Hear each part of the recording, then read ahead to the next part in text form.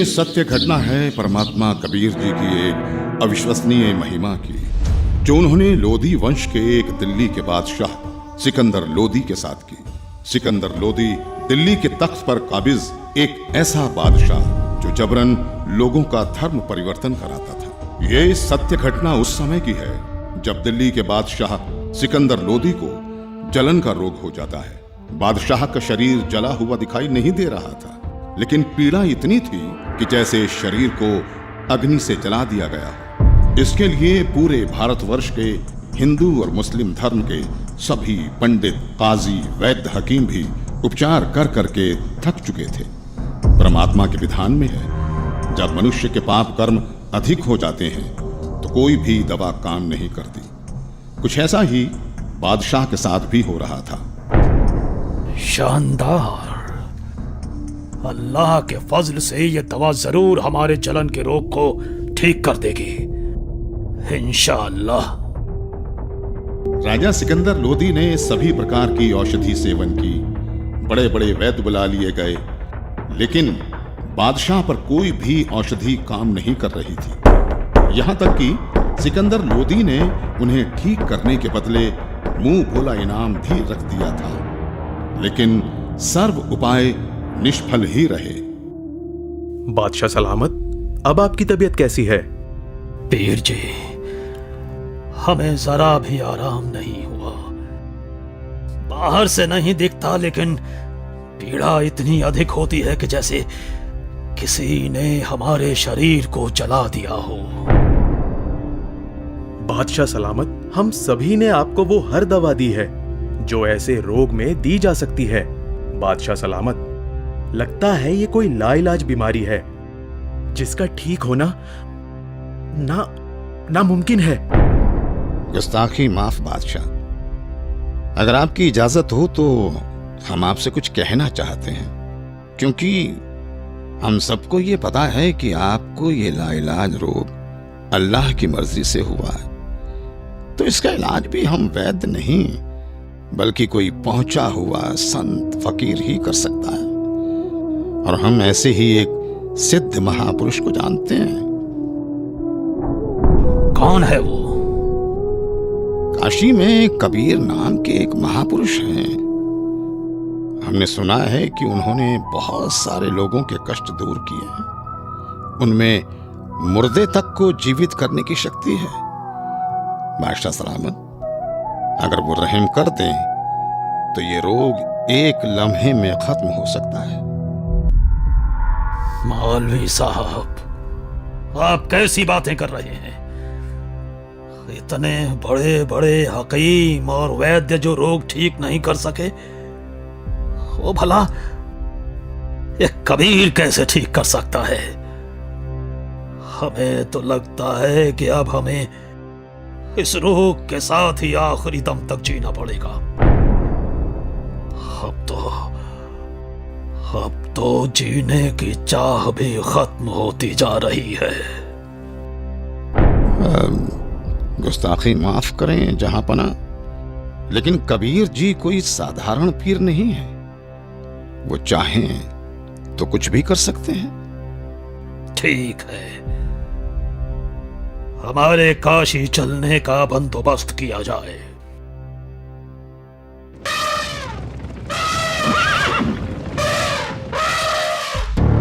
काशी नरेश महाराज वीर देव सिंह बघेल की जय हो। कहो दूत, क्या संदेश लाए हो? काशी नरेश, बादशाह सिकंदर लोदी इस समय अपने जलन के रोग के कारण बहुत परेशान हैं। उन्हें बताया गया है कि यहाँ कबीर नाम के एक महापुरुष हैं जो बादशाह के जलन के रोग को ठीक कर सकते हैं। इसीलिए बादशाह जल्दी ही काशी पधारने वाले हैं। ठीक है, संदेश भिजवा दीजिए। हमें बादशाह के आने का इंतजार रहेगा। महामंत्री जी, बादशाह के स्वागत की तैयारी की जाए। जी महाराज।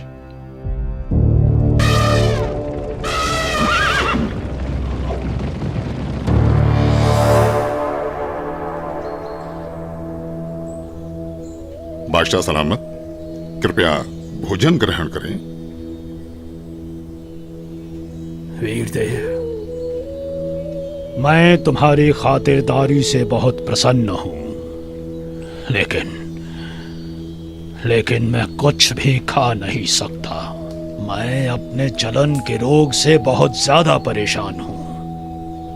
इस समय पूरे जहां में हमसे ज्यादा दुखी कोई नहीं। मुझे मालूम हुआ है कि यहाँ काशी में कबीर नाम के कोई संत हैं। आप उनके बारे में जरूर जानते होंगे, इसलिए मेरी ख्वाहिश है कि आप हमें कबीर जी से मिलवाओ। सुना है इस पृथ्वी पर केवल वही एक हैं जो मेरे इस रोग को ठीक कर सकते हैं, वरना अब केवल आत्महत्या करना ही बाकी रह गया है। बादशाह सलामत, अब आप बिल्कुल ठीक जगह आ गए हैं। निश्चय ही अब आपका जलन का रोग ठीक हो जाएगा। ऐसी क्या खास बात है उन कबीर में, वीरदेव? हे दिल्ली के सम्राट, कबीर जी कोई साधारण व्यक्ति नहीं है, बल्कि भगवान खुद ही कबीर जी के रूप में आए हैं। यदि कबीर देव जी की दया दृष्टि हो गई तो समझो आपका कष्ट हमेशा हमेशा के लिए दूर हो जाएगा। इंशाअल्लाह। वीरदेव, अगर ऐसा है तो जल्द से जल्द उस संत को हमारे पास लाया जाए। आपका आदेश सर आंखों पर बादशाह सलामत। लेकिन मेरी अर्ज है आपसे। बेफिक्र होकर कहो। बादशाह, कहते हैं कि संत को कभी आदेश देकर नहीं बुलाना चाहिए, और कबीर प्रभु जी तो संतों के संत हैं। फिर भी यदि हम उन्हें आदेश देकर बुलवा भी लें और उन्होंने आपके रोग को दूर करने की कृपा ही नहीं की, तो फिर उनका आना ना आना एक समान होगा। आप दिल्ली के सम्राट हैं, किंतु बादशाह, मेरे हिसाब से कबीर परमेश्वर जी को बुलाने की बजाय खुद चलकर उनके द्वार पर जाना चाहिए। उनके आगे नतमस्तक होना चाहिए, तभी संत प्रसन्न होकर अपनी कृपा बरसाते हैं। इसलिए मेरा अनुरोध है कि हमें खुद ही कबीर प्रभु के पास चलना चाहिए। बाकी आप जैसा आदेश दें।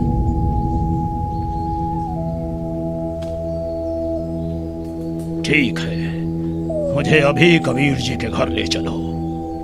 मैं अभी के अभी कबीर जी से मिलना चाहूंगा। बादशाह सलामत, कबीर प्रभु जी रोज शाम को अपने गुरु रामानंद जी के पास जाते हैं, जहां वो सभी भक्तों के साथ मिलकर आरती किया करते हैं। अभी हमें श्री रामानंद जी के आश्रम ही चलना होगा। इंशाअल्लाह। हे परवरदिगार, लाज रखना।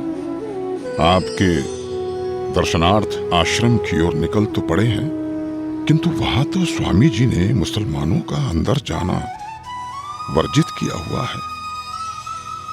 दया करना भगवान।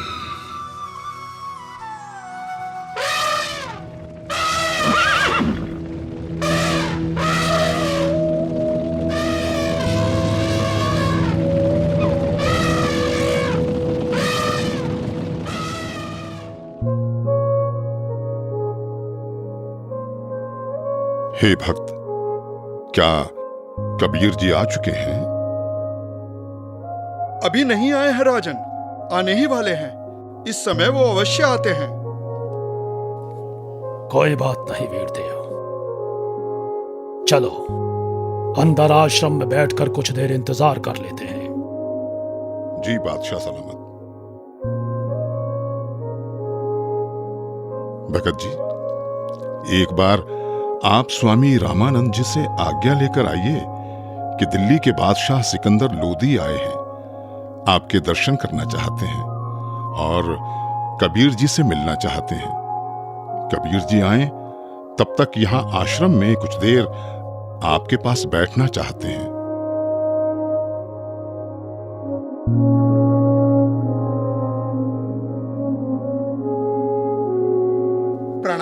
गुरुदेव, गुरुदेव, काशी नरेश वीर देव सिंह और दिल्ली के बादशाह सिकंदर लोधी आए हैं।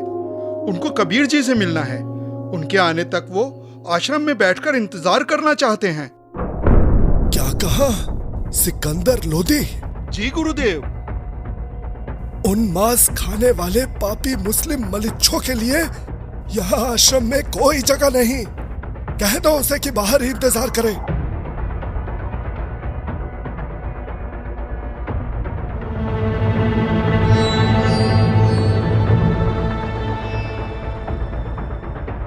हे राजन, स्वामी जी ने बादशाह को अंदर आने से मना कर दिया है। मुसलमानों का आश्रम में प्रवेश निषेध है। हम मलेच्छ हैं तो पौड़ी का ऋषि अगर हमें ऐसा कह सकता है, दिल्ली के बादशाह को ऐसा कह सकता है, तो आम मुसलमानों को तो न जाने क्या क्या कहता होगा। माफ करें, पर आप अंदर नहीं जा सकते। बादशाह, शांत हो जाए, रुक जाइए। अरे यहां से!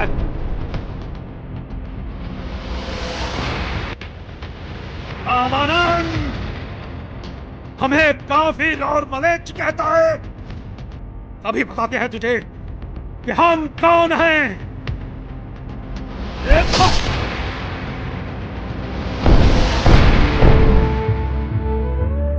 हे कबीर प्रभु, ये क्या किया आपने? अनर्थ हो गया बादशाह सलामत, अनर्थ हो गया।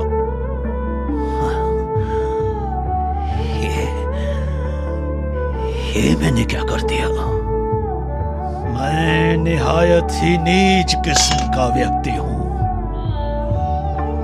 वीरदेव आया था अपना रोग ठीक कराने, और जिसके पास आए उसके गुरु को ही मार दिया।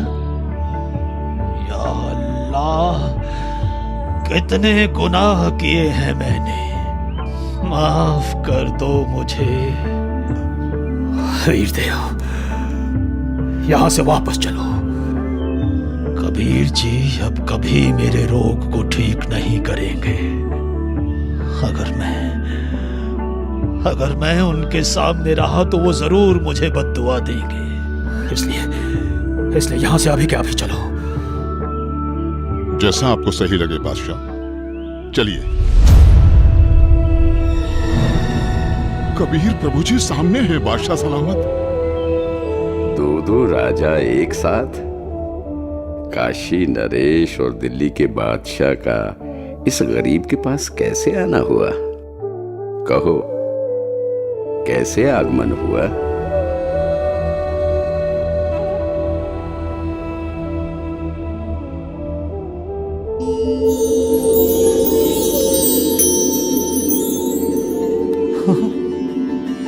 मेरी जलन, मेरी जलन तो ठीक हो गई।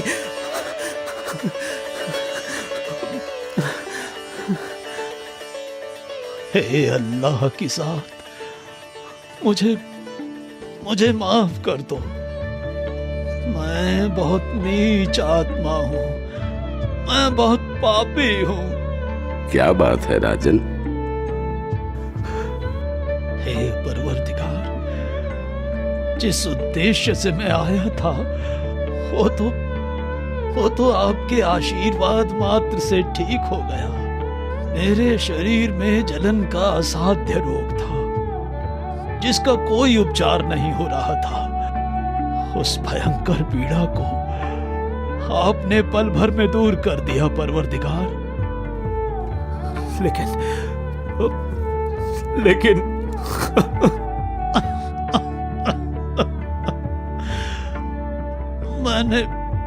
मैंने एक जुल्म कर दिया। मुझे माफ कर दो परवरदिगार, मुझे माफ कर दो। आप इतने दुख से भरे हुए और डरे हुए क्यों हैं? भगवान, हमें माफ कर दो मुझे। ठीक है, मैंने माफ किया। नहीं परवरदिगार, आप मुझे माफ नहीं करेंगे। राजन, आप व्यर्थ में व्याकुल ना हो। मैंने आपको माफ कर दिया। बताओ क्या हुआ? मुझसे एक निहायत ही बड़ा अपराध हो गया है। अगर आप उस अपराध को सुनेंगे तो आप मुझसे खफा होकर मुझे बद्दुआ देंगे और मैं फिर से वैसा ही हो जाऊंगा जैसा यहाँ आया था।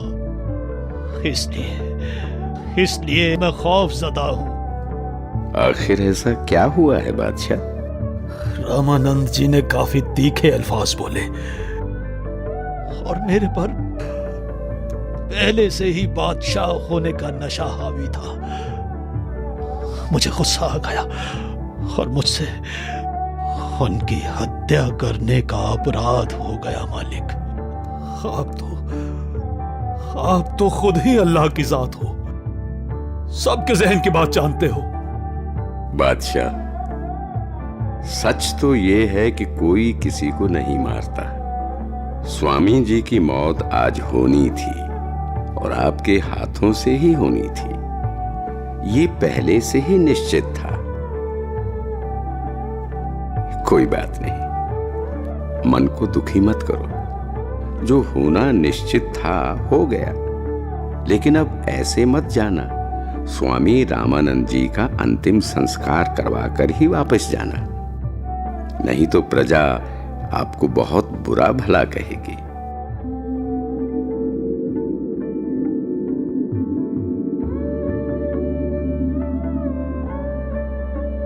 वीरदेव, आज मुझे अल्लाह मिल गए, ऐसे महापुरुष जिनके आशीर्वाद देते ही मैं स्वस्थ हो गया।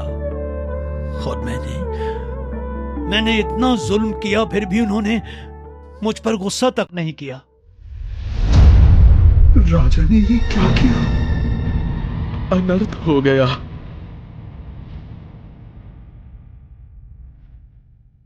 कबीर जी आ गए, कबीर जी आ गए, कबीर जी आ गए, कबीर जी आ गए।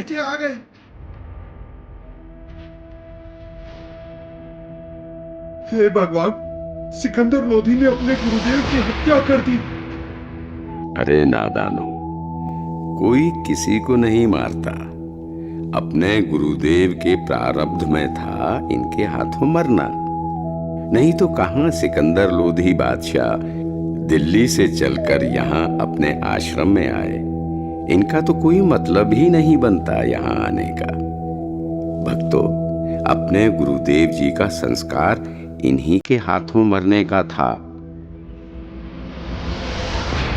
अरे ये तो फिर से आ गया। अब ये क्या करेगा? गुरुदेव, आरती का समय हो गया। आपके सारे भक्त आपकी प्रतीक्षा कर रहे हैं। उठिए गुरुदेव। हे भगवान, हे गुरुदेव, यहां आपके बच्चे खड़े हैं।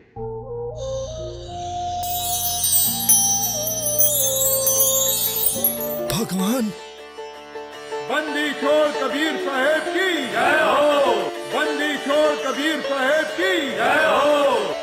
हे कबीर देव जी, ये मेरे शरीर के आधे हिस्से से खून और आधे हिस्से से दूध कैसे निकला? क्या राज है इसके पीछे? गुरुदेव, आप तो परम ज्ञानी हो, आपको तो सब पता है।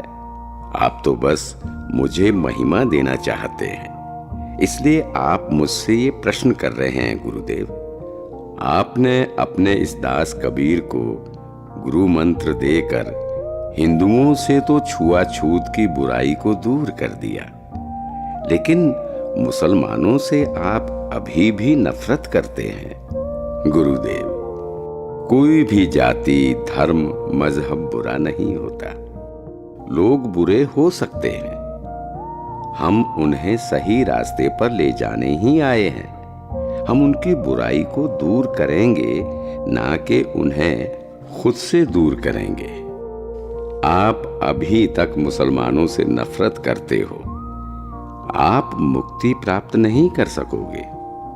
मैंने तो अपना सारा जीवन ही मुक्ति पाने के मार्ग में लगा रखा है। अब मैं क्या करूं? हे भगवान, मुझ पर दया करो। राजन, मैं तो बहुत ही निकृष्ट इंसान हूं।